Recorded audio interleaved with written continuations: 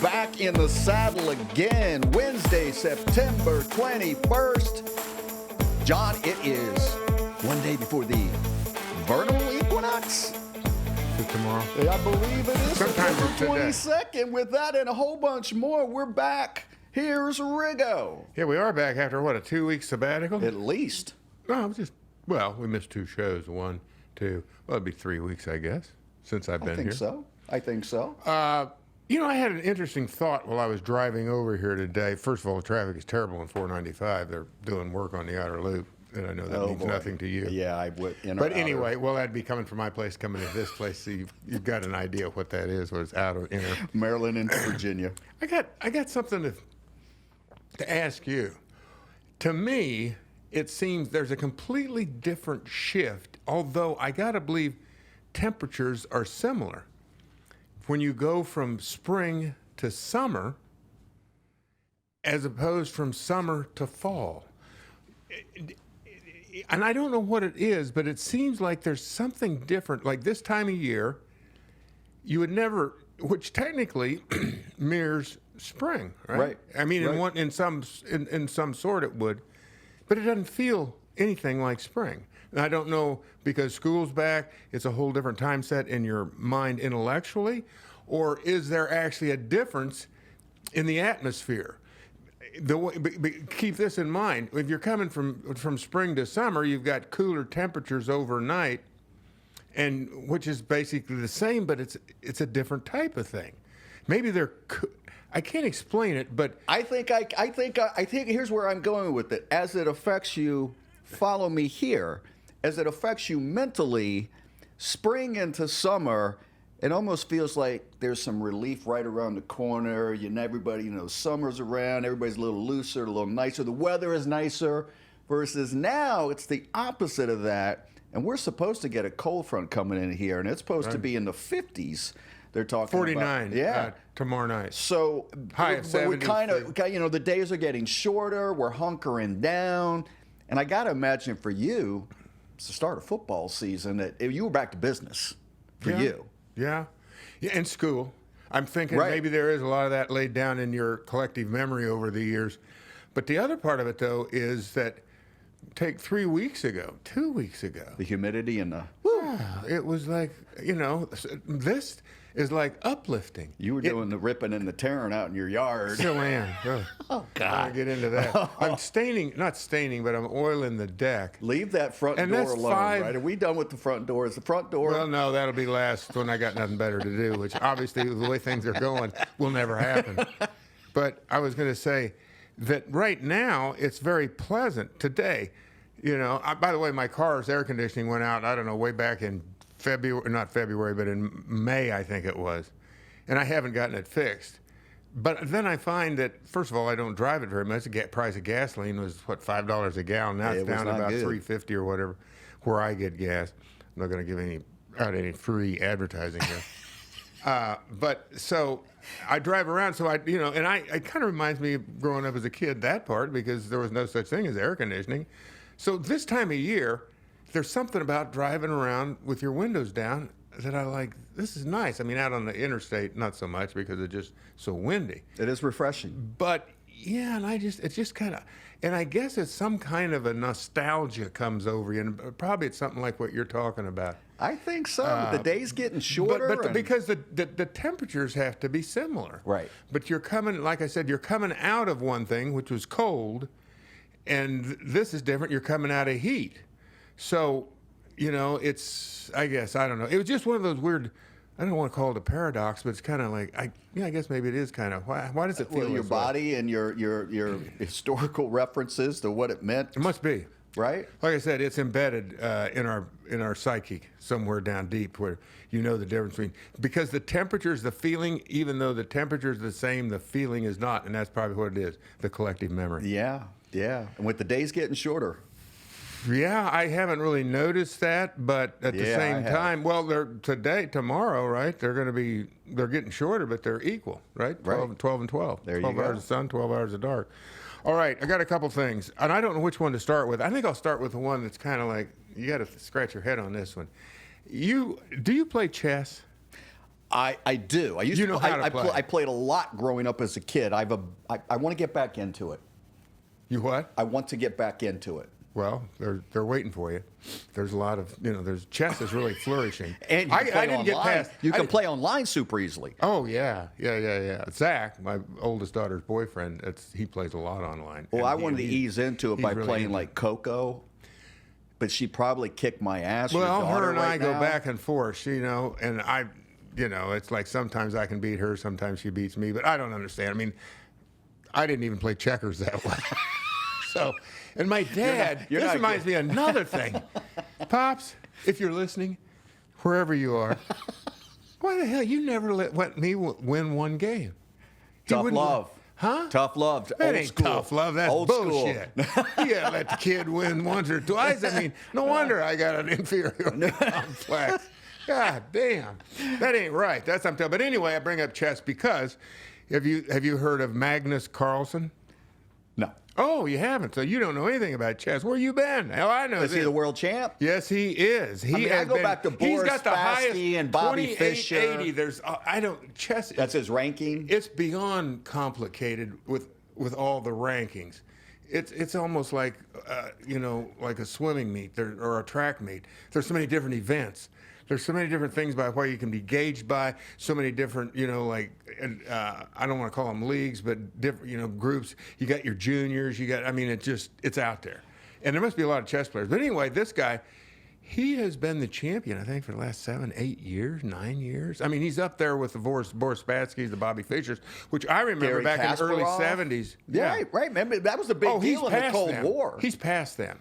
In other words, he's like playing, his rating is beyond theirs. I think he's got the highest rating ever, and whatever rating it is, I have no idea. So, and John, then they, what was the big match where, and they hadn't played a computer, right? In the early days of computing and all of that. Well, you're onto something there. The computer is basically unbeatable because artificial intelligence and you can't. A human being can really keep up with that. In fact, I just saw they're talking about there's this new.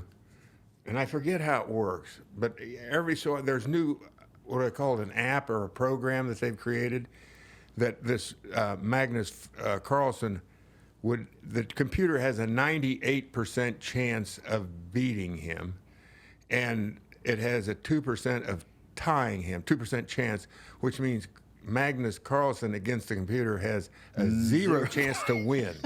He can tie me, but he cannot win. This is like some of the NFL comebacks last week we'll get into. They had zero. It was zero, but they pulled it off. So hang in there, Magnus. There is hope. Okay, yeah. Well, I mean, I don't know. So here's what the deal is. There's a huge scandal in the cheating world, or in the chess world, and it revolves around cheating. He played a guy by the name of Hans Niemann, who is an American grandmaster. And he's a grandmaster. He's pretty good at chess. But years ago, in some of his junior, events, that he was caught cheating, and I forget exactly what he did. So it's like he's got that shadow, right? He's tainted in a way. I know a couple of golfers. But he just recently, one of them used to be the former president. One of the former presidents. A lot of former presidents play golf. I don't exactly. A lot of former presidents. I was thinking Ike Eisenhower because he played a lot of golf. I gotta think Ike might have been one of the honest guys. Honest Ike, they called him. Okay, I'll give you that. It wasn't huge. So was that Ike? Did he say that a lot? It's huge. It's going to be huge. Anyway, back to where was I? Magnus. Magnus and the cheater. And Hans Niemann. Now, this is the part that'll spin your head around because there's many, well, I don't say there's many, but there's several ways of cheating. They've caught people. Like the bathroom break is one of the things, guys go to the bathroom. Well, I mean, it's almost like you got to go in and it's like a urine test nowadays. Drop them pants. Just drop them pants. Let's see what you're doing over here. I'm serious. Are you talking performance enhancement has encroached that's the other thing. On the chess world? Yes, exactly. So dig this. They suspect that this Hans Niemann, he's denied it vehemently, by the way. He says, I'm guilty in the past, but this, I'm playing straight. Good. But he defeated Magnus in the last contest. Magnus has just been very reticent to say anything. He just completely dried up. He's tweeted, and I forget, he said something in that. And then they went to St. Louis, and the company or whoever sponsors him, it was their tournament. He goes there, and after one move, he resigns. And he was playing, I think, this Niemann guy, because it was like they're coming back at it. He's been defeated. It's like Muhammad Ali and Frazier. Exactly. It's like, So Frazier this was won the two. Thriller in St. Louis. Yeah, that's what it was. So, but do you know what and how he was accused of cheating previously? Mechanism but it was online cheating. He was cheating online. So I don't know how that would work. What can you do? Phone a friend? What are we doing? That, or you got you got a computer with you while you're playing online, and I don't know. But anyway, he's been banned from that for life. There's another chess computer place where you can play where he's still viable. But they said, no, I'm sorry, Hans, you're out of here. Don't come back. You're thrown out. Kind of like a lot of people would see the NFL might want to do with some stuff, but that's another story in and of itself. I'm just saying. There might be something out there. And you might want to continue to peek under the. There's a lot of places where that could be applied, not just once. In case you're thinking, There's a couple. I'm not leading off first base that far. Anyway, we don't want to be picked off by Lisa Marie. That's not going to happen. I was going to say, so here's the thing that they think that are you ready for this? You might want to lay down. They think that he's used anal beads. Say what? Anal beads that have like a supercomputer and an anal bead that I guess. So this is where he goes for the bathroom break? No, and he's sitting at the with table. A smile on his face. He's sitting at the table. Somebody is sending, and he's like. Well, yes, I think I'll. So this is like. So I'm thinking, if he was using that, wouldn't you go, oh, what's that look on his face right now? Is this Hans or Magnus? His comportment has completely changed. Is this Hans or Magnus? Now I'm confused. It's Hans. It's Hans is a cheater. So Hans is super bad. Hans is the alleged cheater, okay? Alleged Hans. Exactly, alleged cheater. I don't want to be, next thing I'll get a letter in the mail and say, we need you in St. Louis. Hans is looking for you. I'm just, to me, it just, first of all, I didn't realize, I grew up in Kansas, like I said, played checkers. Did I tell you my dad would never let me? Dad beat the hell out of me. I'm still pissed about that. In checkers. That was awful. Why would he do that? And then he'd laugh. Would you flip the board? Then he'd laugh. He didn't have to laugh. How about, did Brother Frank, did he cut you slack? Or? I can't remember. I don't know. Let's not go into that. And then I'll have to lay down. So anyway, so that's where it is. And it's just like I said, I guess you should know, because let's face it, when you think about it, to give you an idea of this Magnus Carlsen, I'll just tell you a little about what it takes. I mean, we all like to think we're kind of smart, right? I think, you don't like think. I try. You don't want to think you're a dummy. This guy, at the age of 4, there's some other stuff about him too, but this is what sticks out in my mind. He memorized all the countries and capitals and flags in the world by age 4. So in other words, if you pointed on a map, there's like 182 countries or something, he could go boom, boom, boom, boom. And no, you just point and he'd say, oh, the capital is Dublin. Yeah, or if it's Ireland, I don't even know if that's the capital of Ireland. I'm going to say Dublin. Just go with it. I'm going to say London for England. I'm pretty sure that's right. Then Are you sure? I could be wrong about that. So yeah, in other words, and then he could tell you what the flag was. Then he took it a step further in Norway, where he's from, his home country. He memorized like 352 states and their coat of arms, and this is all at a very. Then he was putting together Lego toys at age 4, or it was intended for like young teens. So he's pretty smart. I don't think, what, I'm trying to think, it was him. I don't know if they, what his IQ, but I thought I read someplace it was supposed to be around 190, but, which is just a little bit higher than mine by about 90 points. Well, I consider that 1 and 1A. 1A, 1B. I'll take a B in this one. Anyway, so I just thought I'd bring this up because I can't help but thinking that the anal beads and they've got a supercomputer in it, and I don't know how it would work. What's it telling him? How does his anus communicate with his brain? And his anus has got a brain, and it has to have. Sphincter because lock. it's taking the, yeah, exactly. It's taking, I don't know. I said rook to queen. You dumb bastard. I mean, don't know how what he people, did it shows you the depths and the lengths that people will do if it's true. to win. If it's true. And for money and to be champions. Well, they told me The years ago, never-ending quest. I don't know if it's the Army or the Marines, the Navy, the Air Force, the Space Force, or the National Guard, but one of those military outfits, and I think it was the Army, that their motto is, if you ain't cheating, you ain't trying. Just don't get caught. Don't get caught. I'm just, that's, you young kids don't Well, pay isn't attention that, to what I and just isn't said. that the way that rule changes are usually come into effect? A, because of injuries, or B, guys are finding loopholes. Yeah. Going back to Stickum, Well, that's a whole deal. Stickum when you guys played to, my Well, what's gosh. that? Well, but that had to do with, and Lester Hayes changed that law. Lester Or kind that of ruined rule. it for everybody. I mean, He's got pine tar on his jersey. it was socks. It was all over his hands. Well, basically, it was like, we need a new ball. We need. He got his hand on that when he was at the cornerback, so he shouldn't have touched the ball Hell, that he was often. catching balls with his chest. They were sticking to him like Nerf. Looked like, what do you call it? The Velcro.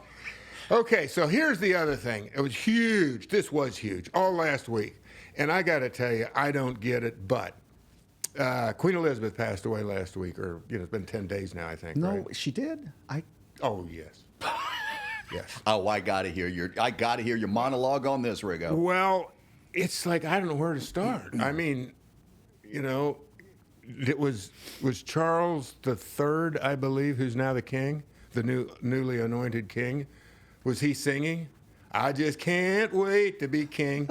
Was that from Lion King? I think it is. I just can't wait Not to be sure king. that version, but Not like I need Coco here to sing it for me. She knows what I'm talking about.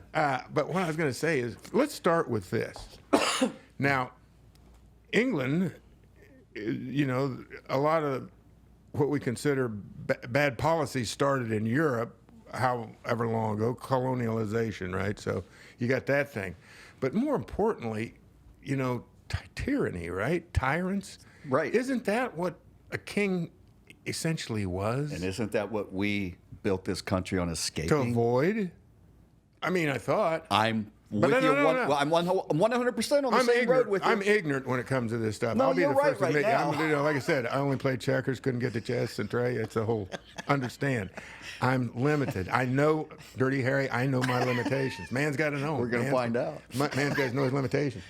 But listen, do you have any idea what the wait in the queue to view the coffin, just to walk by the flag or whatever, what do you call it, coat of arms flag or Right, whatever it is. right. Do you know have any idea how long that queue was? Wasn't it a couple miles or something absurd?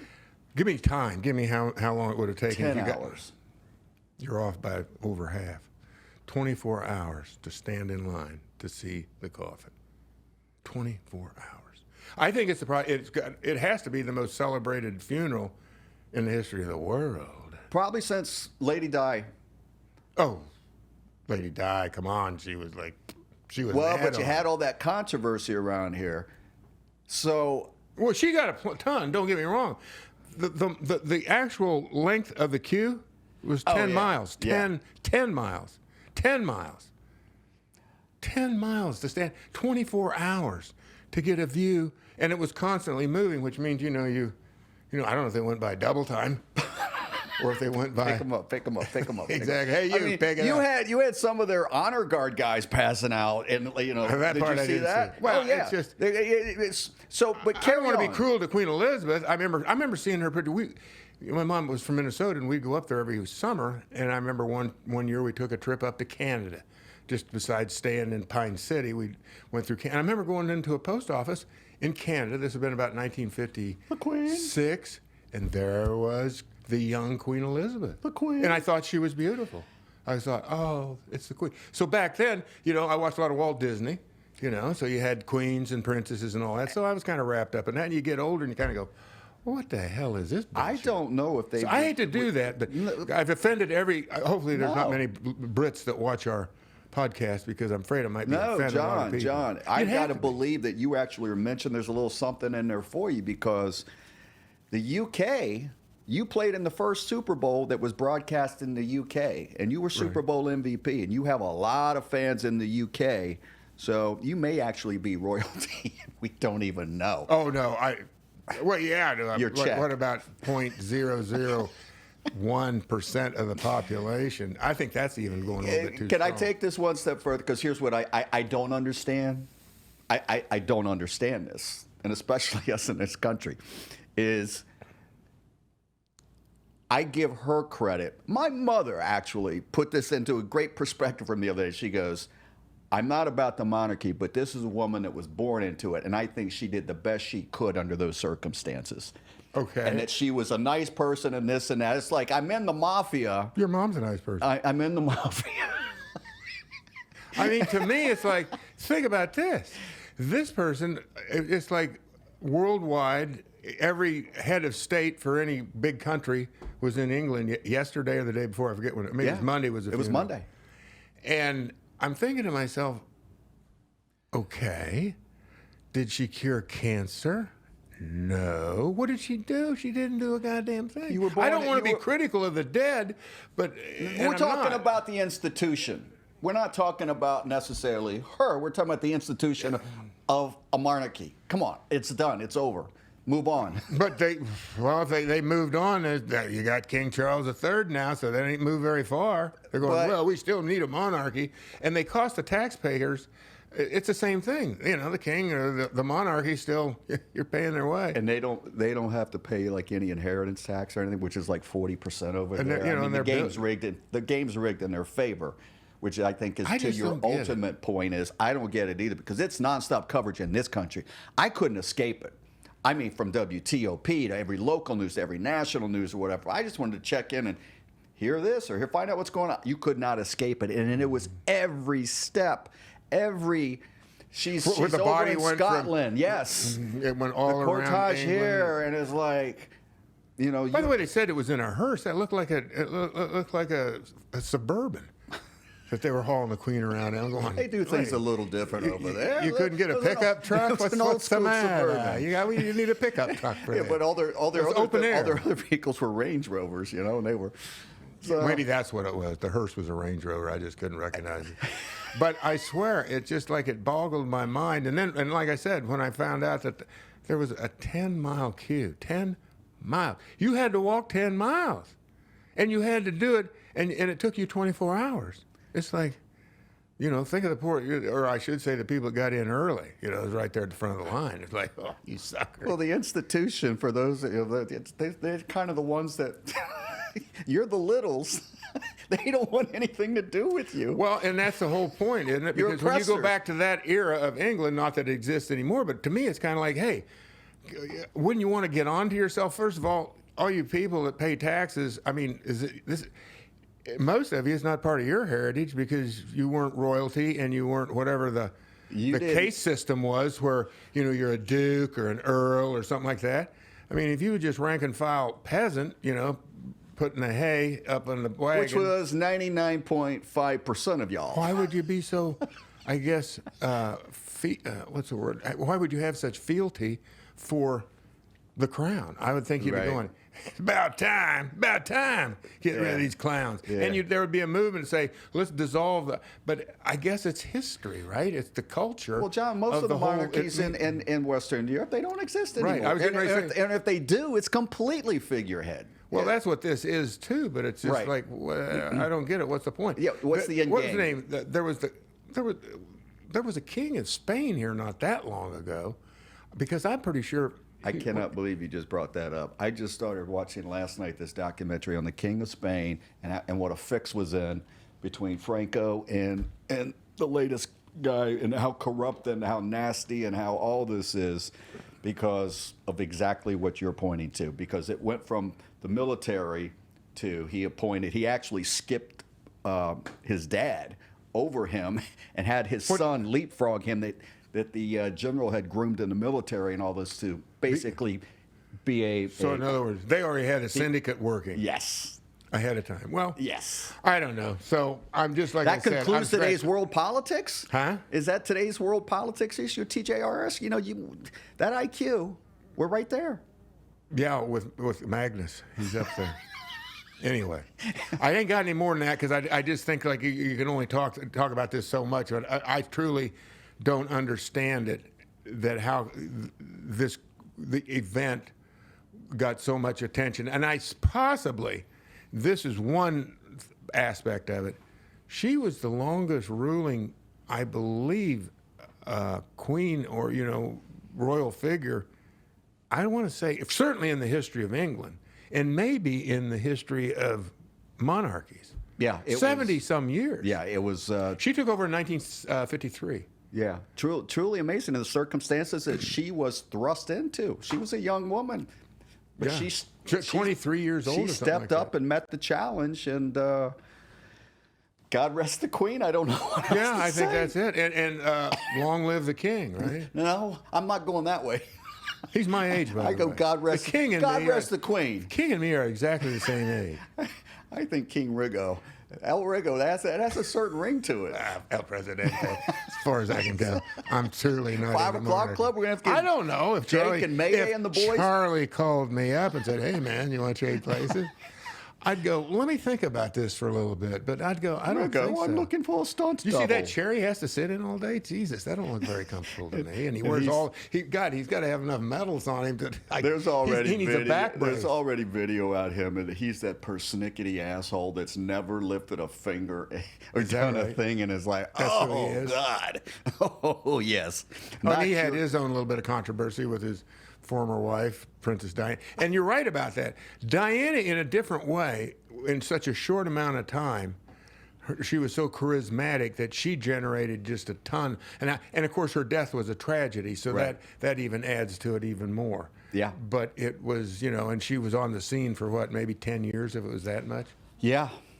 So anyway, that's what I got. What do you got? Well, we're going to sprinkle in a little NFL, a little Major League Baseball, a little 19. I gotta go to the bathroom. I'll be right A little back. 1980.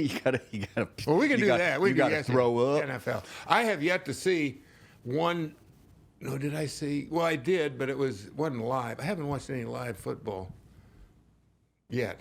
I don't know when I will. Well, It's just like my interest is just completely you waned. were not alone. But I got a lot of work at home to do too. Yeah, you got And your if projects. if you do have one of those situations where you got no downtime really, then that kind of plays into it as well. But I got to admit, my curiosity, I don't know any. I was looking at something, and this kind of goes in another direction. I was looking at some of the Hall of Fame it puts out these emails every so about the latest. Have you seen it? It just came out yesterday. I think is when I got right. the email about 2023 potential, and I forget how many. And this is the big one. It's like over 100 players for consideration Correct. that they whittle I think down. That's right. Yeah, exactly. And I started going through that list. Excuse me, and I got to tell you, there was a ton of players I've never heard of. And some of them I go, I vaguely remember him, but those guys would have to be, recent. Some of them, I'm trying to think if there are any. There wouldn't have been. There wouldn't have been anybody that would have been on that list, because Jacoby, who should already be in the Hall of Fame. But he's not He's a eligible. senior now. Yeah, So he's not part of this. So maybe Right. anybody, and Joe's 10 years younger than me. So there was no contemporaries that I even played against. So that was on for this the list. fans out there, this is how it works. Once you turn in your retirement papers with the NFLPA, and you officially got to do all that, and it's signed and sealed, and you've got a 5-year waiting period before you can even be considered into the Hall for if good, bad, or indifferent, whatever your playing career is. There's a 5-year waiting period. Then the clock starts running whether you have 20 years to get in as a modern era finalist is how they categorize it. So Jacoby's 20 years expired in 2019. 2019, which was the travesty of it all, because he should have been in way earlier. Yeah. He made it to the finals. Made it to the It finals. was Super Bowl 50. Yeah. I was out there in San Francisco. And when I they was played with the them game. in Houston and Minneapolis where he was a finalist, and he should have. Minneapolis should have been it. We were told in Houston that, hey, I think he finished one off from making it into Houston. Like, don't worry, we're going to look out for him, take care of him next year. We know it's his final year eligibility of the 20 years. Because once you get kicked up to the senior class, and all the Hall of Fame writers and the people that will tell you this, say, boy, now it's a mess. Now it's, which is why it's the travesty of it, where some of these guys have gotten in after they've died. And what does that really mean for a lot of these guys? And I've talked to some of the old timers that, you know, from was it Kenny Stabler, his family, and some of the others that have been put through this torturous experience, because your name is always out there. It is. In so many ways, I mean, you can't appreciate the fact that there's so many people that feel that you've really been screwed, and yet you have to persevere and put on, you know, a smiley face. Right. And down deep, you know you've been screwed. It's not an enviable position to be in at all. So it's like, you know, and I guess the best thing to do is just turn your back to the press, basically, and just say no comment. You know, in other words, there's no safe haven. There's no good place to be, you know, because you can't say, well, you know, you just have to go with the flow, so to speak. Helpless place to be, really.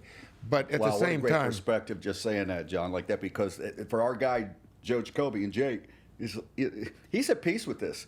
He knows. Yeah. When we got Lawrence Taylor, when we got you know, the coaches and the players that he played against, the Minnesota Vikings, Chris Dolman, Howie Long, I can give you. We did that here, and we got their quotes of saying, how is he not already in there? He absolutely. Reggie White's widow was willing to go on the record and saying the respect and how much that Reggie did not want to go against Joe Jacoby. I mean, that's the level of people that we had vouching for his bona fides, and this guy should have been in. See, that's where it gets weird, doesn't it? When you get enough people, like you got Lawrence Taylor, and but yet the people that covered it from the sports box, from the press box, they're smarter than the guys that played it. And I just go, that's where, to me, like I said, you know, I'm fine. I'm glad that I'm in the Hall of Fame. I got no qualms.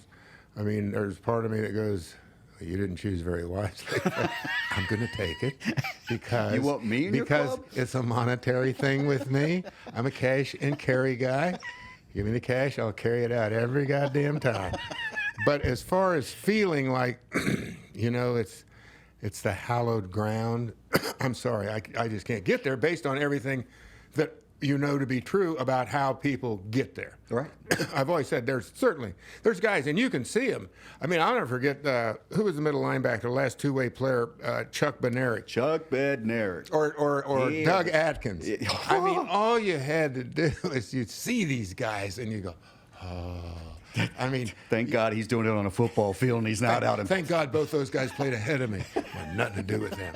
You know, you can tell them. And then there's guys you go, what's he doing here? I will tell you, Deion Sanders came out about 3 weeks ago with a great perspective because he was fed up with it too. And I don't always agree with Deion, but he said, you know what? Some of these guys are letting it, and he and Bruce Smith, they kind of wink intimate about Tony Baselli and what a semi-joke. How did he get in? Yeah, how did he get in this short playing career on a losing team? It was the original franchise of Jacksonville, #1 overall pick. We get all the marketing and BS, but he's an NFL guy, an NFL Network guy, and a good guy, and this isn't him personally at all, but it's the political nature of what the Hall is all about, and that is all about the money and marketing. And that's why you also see almost all the guys that are in the NFL Network and the broadcasters, they're all getting in. They're getting in often, sometimes first ballot when they don't deserve it. Right. And Deion said, we need another wing. He said, we need another wing because none of these guys should be wearing the same color jacket that I'm wearing. Deion, tell it like it is. But yeah, that's to me that pretty much says it all right there. That I think, and what I wanted to say is, and I don't know if you told me, but which I never really was aware of. But what also happens as each generation, you know, passes the torch to the next one, well, so do the sports writers, the people that vote on this. 100%. So now, instead of the people that covered the football teams when Joe Jacoby was playing and playing at the highest level an offensive tackle can play at consistently year after year, which I would think is, 14 seasons, 4 Super Bowls, won 3, all 80s decade that team. should put you into Canton. So now all of a sudden, none of these younger writers or whatever, all they've got is what they grew up with. And if you ain't in their wheelhouse, you're in the outhouse. And they're not going back to do their research or break down film or watch film. That's a big part of it, John. 1/3 of today's voters, they weren't even alive when Joe was playing. That's how this is progressing, and it's getting to that level. So for Joe, he's up in the senior committee. He should have got in this past time again. They put a couple of guys that from the senior committee this year, right? This past year. Will he'll be eligible for next year as well? He is, but it's no natural voting. It's a nomination.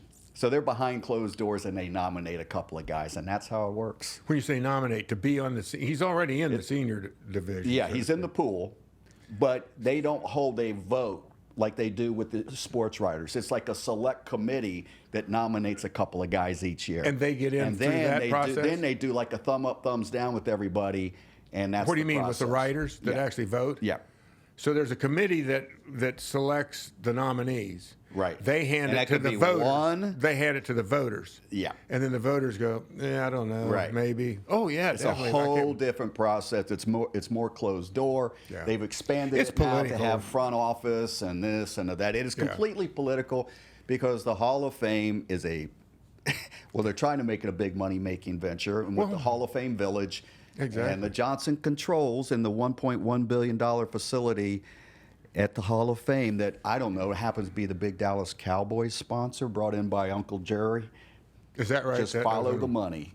It's always like that. Follow the money. And ultimately, when it's all said and done, what are Hall of Fames all about? Where's the purity? Huh?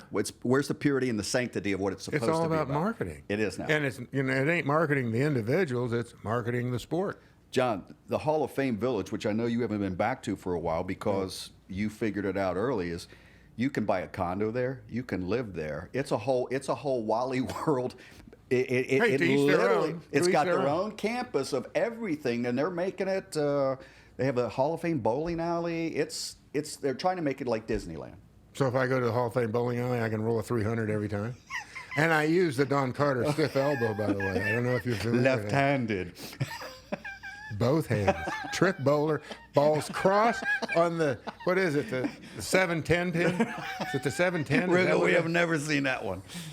Exactly. I don't think so. Okay. I don't know how I got off All on right, that. so just a couple of NFL tidbits here, John. So in the start of the season, TV ratings are through the roof as expected. Fantasy football betting is off the charts. off the charts. You're talking The about Super Bowl is You're not talking about fantasy. You're talking about hardcore betting. talking about the real deal, going to the window. Holyfield. Gotcha. Super Bowl ads are almost sold out for record money already. And by every metric, they're absolutely destroying it, except for attendance, and it's still a bit of a problem in certain franchises. This one in particular had the lowest capacity of 86% on opening day against the mighty Jacksonville Jaguars. Now they got the Philadelphia Eagles. There was 86% in the stands, or 86% stayed home. 86% capacity of the stadium was filled, so attendance was. Do you believe that? No, I don't either. but that's the closest that it was, and it was last It's in the not league. good PR to say there were 30,000 people there. Now, they got Philadelphia, and you didn't watch the game. Wait a second. 86%. I was gonna say. 86%. I was But thinking remember, 86,000. they've reduced that capacity to that stadium now down. It's in the 70,000 something or whatever. So if it was still the original 92, it's Yeah. probably 50% of what Yeah. that stadium was built for. Go ahead. I'm sorry. So the Philadelphia Eagles come into town, the 2-0, and Philadelphia, they beat the shit out of Minnesota on Monday Night Football in a game that I think the final score was 24-7. But I'm telling you, Philadelphia kicked their ass. Kirk I mean, in Cousins, other words, even more lopsided it than the felt like score. it was 34 or 40-7. Buffalo Bills did the same thing that the Tennessee Titans. They had 2 games this past Monday night. But Philadelphia looks so damn good, and Jalen Hurts and what this kid has blossomed and grown into, if he can keep it up. But they made major improvements, and they're wowing the league early on. What do you think the opening line is for Philadelphia coming down here in week 3? Philly -7. You're pretty good, Riggo. I got to take this back to Vegas. The opening line was at 6.5. It's now bet up to 7. My gut was going to go 9. I said, no, that's too high. And it's so funny because Kirk Cousins, back to him for a second, in the Vikings. He has 62 wins, 62 losses, and 2 ties. That's his career right now. And this guy, he threw, I think, 3 picks. He could have had 5 or 6 because DBs had balls right in their hands. And just dropped them. Darius Slay, he had 2. He could have had 2 more. I mean, balls right in their hands. And he hit them in stride. And so they're ticked off up in Minnesota. It's more the Kirk Cousins game. Now. And he's making over $30 million a year. Oh, yeah. Mr. Cousins has made a lot of money. And he's not apologizing. Oh, hell no. So this past Sunday. It's a system. This past Sunday, there were some incredible games, and I admit, you like that? I got you like that? I got. I don't think the Vikings like that right now. I don't think they do like that. I don't think the OC. I don't think they're liking it right now. So, it was 22-0 at halftime, in which Detroit was kicking the Burgundy Gold. Local guy. 22, right? Mm-hmm. I mean, and that could have been worse. I mean, I'm sitting at this bar at one point, and they showed the total yardage early in the second quarter, and it was like 227-25. And Washington hadn't even had a first down. Defense could stop nobody. The one embarrassing touchdown where the guy caught like a screen pass, fell down completely flat on his back down, wasn't a player within 5 to 10 yards on either side, got up and ran in for a touchdown. I mean, it was like the old days we used to see with. What was that? That was a Detroit player? They took it to the house, yes. So the defense is not getting it done. Back to all that. They're starting to point the finger at each other. Chase Young. They need him. Jamin Davis. I mean, Jermaine? Or James? Did you say Jamin? Okay. Jamin Davis. He's getting blasted. This is a first-round pick. And remember, I told you before, I think he only played 21 or 22 college football games. Has not played a lot of football. Process. And, well, they're like, this curve. Is like his 19. You got to pick up the curve. I like the way you're spinning this. I like this. By the way, I will say this, because I did see a couple of plays for whatever reason.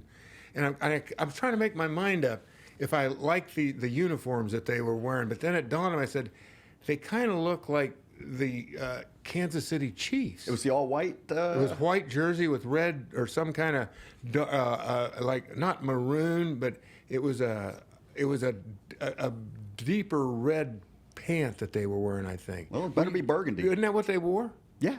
I mean, they had white on red. Yeah. And I was like, the first 2 games, I'm like, uniform. Because every week, John, I can't even make this shit up anymore. They got a new uniform?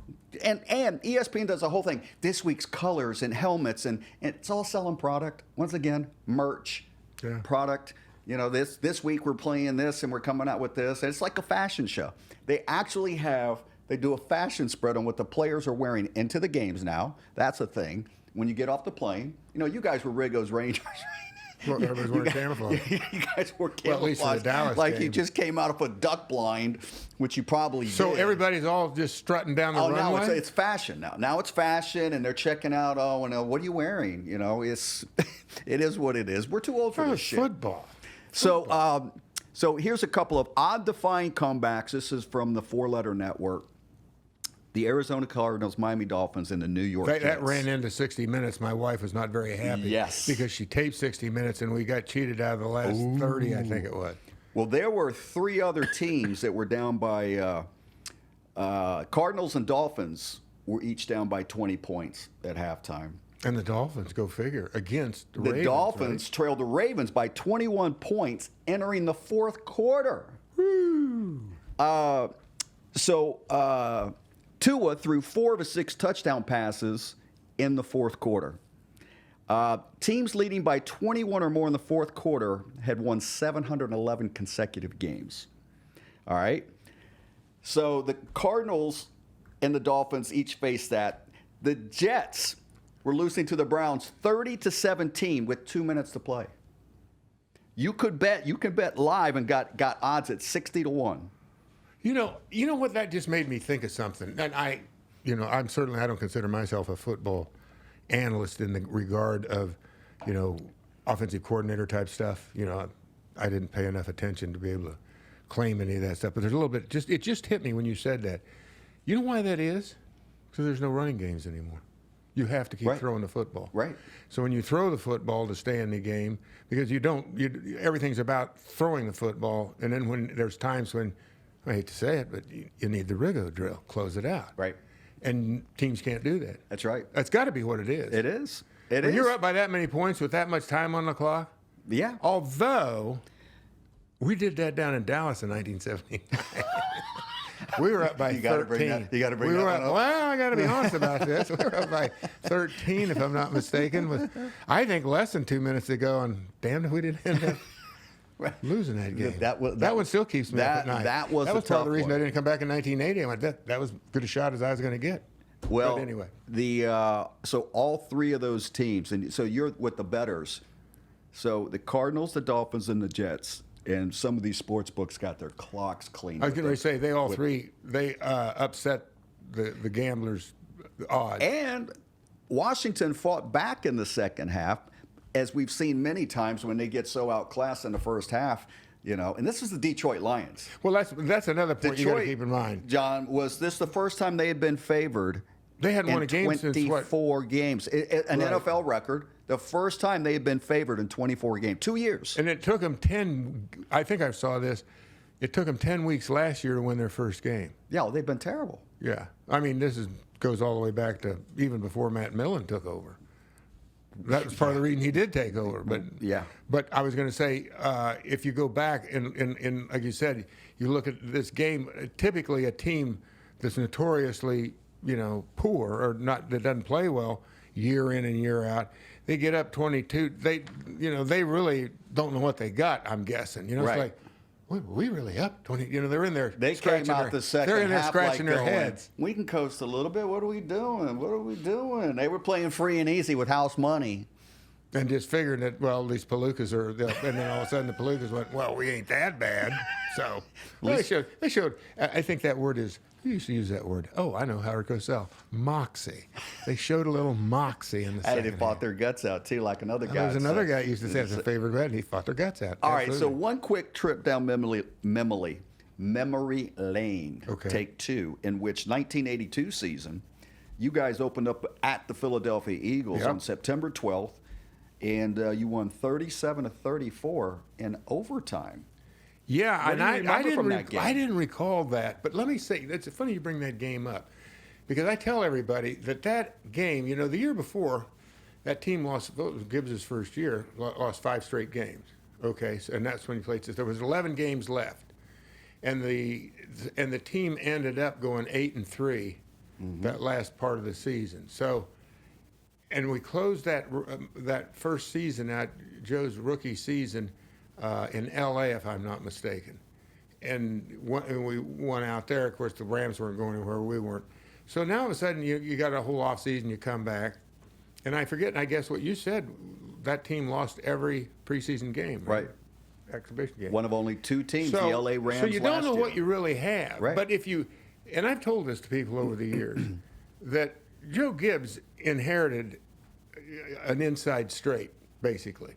He had a lot of serious talent when he took this job. Mm-hmm. And all they did was they got a few parts here and there. Bobby Beathard added a few parts here and there. So, but nobody knew, right? It was a new regime. You were in your second year. And the very game I mentioned earlier, 1979, that team very, very possibly could have been in the Super Bowl that year that got beat down in Dallas, because it had really caught fire at the end of the season. And really, you're up on Dallas by 13 points with 2 minutes to play. You expect you're going to win that game. Had they won, home field advantage throughout the playoffs for that team in 1979. Wow. Yeah. So that team, but everybody, you lose, and that just kind of falls into the annals of history that nobody ever dusts the covers off and checks it out. So you fast forward. So at that time, going to Philadelphia, opening game, you really didn't quite know what you had necessarily. And I'll never forget, Washington was down, and I don't know what quarter. I'm going to guess third, maybe fourth. And Joe hits Charlie Brown. I think it was like an 80-yard. It was a bomb. And right then and there, and I think it either tied us and Philly, you got to remember, 2 years prior to that, Philly had been in the Super Bowl. They'd been in the playoffs the year before. You were losing 27-14, and at 10:53, and it left in the game. 70 in the fourth quarter, Charlie Brown's 78-yard touchdown reception from Theismann, and I remember that like yesterday. What a great memory! And that you have. Then. Yeah, sorry, Magnus. But there's another guy here. You got anal bees going on over there. What are we doing? I should have been a chess player. But you guys took control from that point. Right. From that point exactly. on. And it was basically we kind of punched Philly in the nose, and Philly went, "Ooh, how'd you do that?" And to me, I think that was a galvanizing moment for that football team. I think everybody at the same time went, "Ooh, I think we got something." Right. At Philly, opening day, 68,000 and change. Tom Brookshire and Wayne Walker. I don't remember Wayne Walker. He was a middle linebacker. He was an outside linebacker for the Detroit Lions. I remember Wayne Walker Day in 1972 at Old Tiger Stadium. They gave him a convertible at halftime because he was retired. He retired in 1972, so that would Wayne Walker. If it's the same Wayne Walker, but I got to believe it is. It has to be. But the other thing I was going to say, I don't know how much further you want to go with that, but like I said, that was that like lightning rod that hit the team, and everybody had the blue light around them after that. And the next week, to take it a step further, I don't want to ruin anything where we're you're going, doing. into Tampa. Okay. Tampa playoffs the year before. Doug Williams? Was he He was the quarterback. I guess he would have been. You're right. It would have been 1982. Doug was fall the of 82. And so we go down there, and I don't remember. It was in a monsoon. We played in a monsoon. That was the game with the rain. One of the last plays, and I don't know why, because we were running the ball out. In other words, we were running the clock out. We had the lead, and I had the ball. And I'll never forget, it was a play over towards their bench, and somebody hit me, and it was literally like playing on ice. I slid all the way off of the field. I'm sliding across the, towards the sideline, but I'm sliding across the field, and I slid, I believe, almost all the way to the wall, which separated the field from the fans. And wasn't that a concrete wall? Yes. It was... the diesel was hydroplaning. Right. I had to have slid for 20, 25, 30 feet. It was just like, you got to be kidding me. But that's how wet it was. And that's how big a game it was, too. So your first two games are on the road. You're at Tampa. And it was 4 o'clock.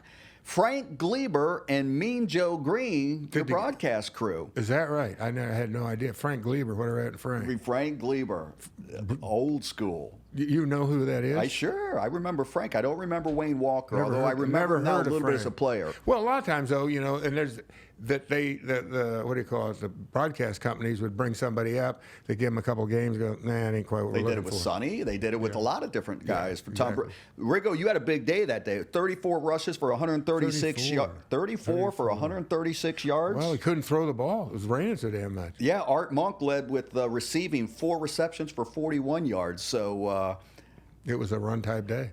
So that takes us through the weeks, too. So that was September 19th, 1982. The second game down in Tampa. The second game. And then what happened? Then we had the strike, right? Then we had the strike. And we're going to carry on with that in the future shows here because 2 weeks, you guys are feeling good. Then we want to get into the mindset.